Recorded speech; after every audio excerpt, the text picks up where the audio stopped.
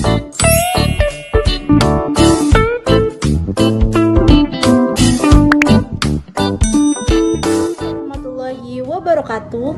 Hai semuanya. Saya Tasyana dengan nomor NPM 1210270 dari kelas 2J. Di sini saya akan memaparkan atau menjelaskan materi mengenai memperbaiki kompetensi.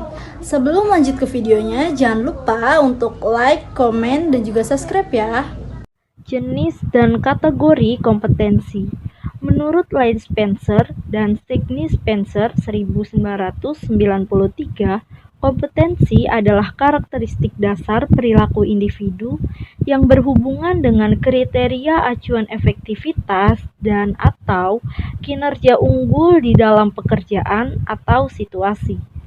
Menurut Michael Armstrong 1994, kompetensi yaitu apa yang orang bawa pada suatu pekerjaan dalam bentuk tipe ataupun tingkat perilaku yang berbeda. Menurut Mercadal 2003, kompetensi adalah menggambarkan dasar pengetahuan dan standar kinerja yang dipersyaratkan agar berhasil menyelesaikan pekerjaan atau memegang suatu jabatan. Nah, menurut Training Agency 1988, kompetensi adalah kemampuan untuk menjalankan aktivitas dalam pekerjaan atau fungsi sesuai dengan standar kerja yang diharapkan.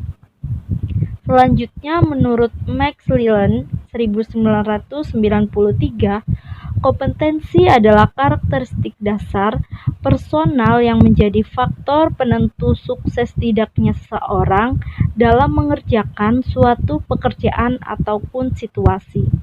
Yang terakhir, menurut praktisi manajemen sumber daya manusia, yaitu kompetensi adalah deskripsi dari karakteristik seseorang.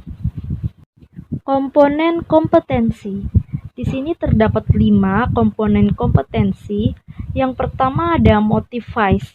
Motivasi itu menggerakkan, mengarahkan, dan menyeleksi perilaku terhadap tujuan atau kegiatan tertentu. Yang kedua ada self-concept, yaitu sikap, nilai, dan citra diri seseorang.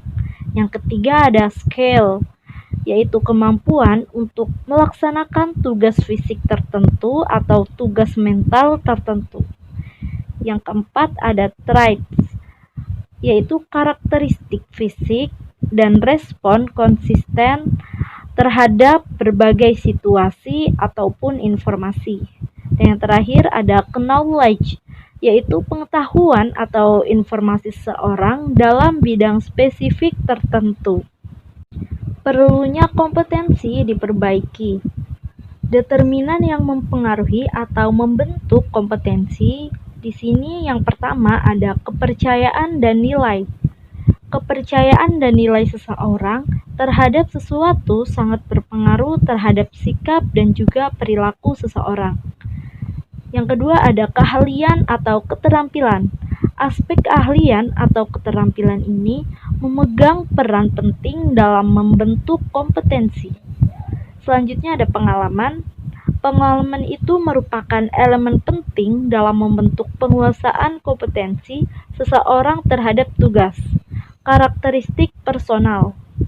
Karakteristik kepribadian seseorang turut berpengaruh terhadap kompetensi seseorang. Motivasi. Motivasi seseorang terhadap suatu pekerjaan ataupun aktivitas akan berpengaruh terhadap hasil yang akan dicapai. Selanjutnya ada isu emosional. Hambatan dan blok emosional sering membatasi penguasaan kompetensi. Yang terakhir ada kapasitas intelektual. Kapasitas intelektual seseorang akan berpengaruh terhadap penguasaan kompetensi. Tingkat perbaikan kompetensi. Yang pertama mudah diperbaiki, yang kedua agak sulit diperbaiki, dan yang ketiga sulit diperbaiki. Yang pertama mudah diperbaiki, yaitu mengembangkan orang lain, efisiensi produksi, kerja tim, keahlian teknis, orientasi pelayanan, dan juga pengelola kinerja. Yang kedua, agak sulit diperbaiki, yaitu orientasi hasil, kualitas keputusan, pengaruh, penyelesaian konflik, pemikiran, analisis, kecerdasan emosional. Yang terakhir, sulit diperbaiki, inisiatif, inovasi, integritas dan kejujuran, pengelolaan tekanan kejiwaan, dan kepemikiran konseptual fleksibilitas. Perbedaan kompetensi dan konsep lain. Kompetensi merujuk pada pendekatan perilaku. Perilaku tertentu dijadikan parameter untuk mampu melaksanakan pekerjaan secara efektif, berhasil, dan unggul atau superior. Komponen kompetensi terdiri dari dorongan, sifat, citra diri, peran sosial, dan kemampuan. Pemahaman kompetensi. Dalam hal pemahaman kompetensi, perlu dijadikan pengertian tentang pengetahuan, keterampilan, kemampuan, dan bakat untuk mengetahui sejauh mana perbedaan kesamaan dari konsep tersebut. Pengetahuan seseorang. Pengetahuan yang dimiliki seseorang bisa dikategorikan ke dalam dua jenis, yaitu pengetahuan yang disadari dan pengetahuan yang tidak dapat disadari. Keterampilan perilaku. Keterampilan perilaku yang terkait tugas bisa dikuasai melalui latihan dan bantuan orang lain. Perilaku merupakan fungsi dari faktor kepribadian individu dan faktor lingkungan. Sikap dibentuk dari kombinasi pengalaman, kondisi sosial, atau lingkungan dan kepribadian. Selanjutnya ada metode penilaian kompetensi. Alternatif untuk desain kompetensi. Desain studi terbaik atau klasik dengan menggunakan sampel, desain studi pendek dengan panel ahli, dan yang terakhir, studi terhadap pemegang jabatan dan pekerjaan di masa depan.